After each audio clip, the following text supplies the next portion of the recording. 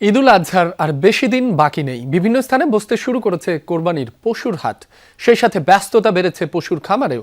এ বিষয়ে আরো জানাতে নড়াইল থেকে যুক্ত হচ্ছেন সহকর্মী রাজু শেখ। রাজু, গরুর দাম কেমন হাঁকছেন নড়াইলের বিক্রেতারা?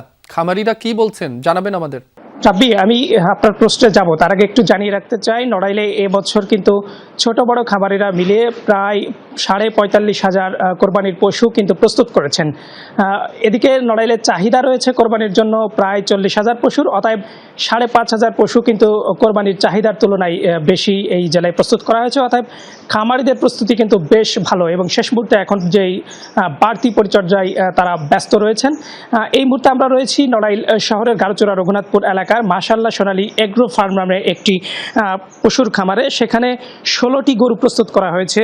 মূলত এখানে ফ্রিজিয়ান শাহিওয়াল এবং শাহিওয়াল জাতের গরুগুলো আমরা প্রস্তুত করতে দেখেছি। তো তারা যেটি বলছেন, তাদের এখানে কিন্তু 2,20,000 থেকে শুরু করে কিন্তু এখানে খামারে যে বেচা বিক্রিটা জমে ওঠা সেটি কিন্তু হয়নি। তবে গত 2-1 দিন হলো ক্রেতার সংখ্যা কিন্তু বেড়েছে। অতএব দিন যত যাবে এখন ততই কিন্তু পশুর যে কেনাবেচা সেটি বাড়বে, খামারে ক্রেতাদের আনাগোনাও বছর বা তার বেশি সময় ধরেই রয়েছে, গোখাদ্যের দাম বেশি রয়েছে। সেই ক্ষেত্রে তারা আসলে ন্যায্য মূল্য পাবেন কিনা সেটি নিয়ে তারা এক ধরনের শঙ্কায় রয়েছে। রাব্বি, এই ছিল নড়াইল থেকে